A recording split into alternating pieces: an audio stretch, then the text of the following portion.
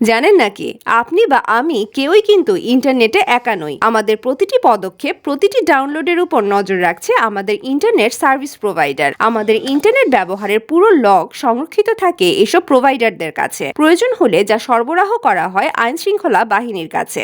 ইন্টারনেটের এই নজরদারির কারণেই বিশ্ব ইন্টারনেটের নানা গ্রুপ এমন একটি ব্যবস্থার প্রয়োজনীয়তা অনুভব করেছিল যেখানে খুব গোপনে তারা নিজেদের কাজ চালিয়ে যেতে পারবে। আর এ ভাবনা থেকেই উৎপত্তি ডার্ক ওয়েবের।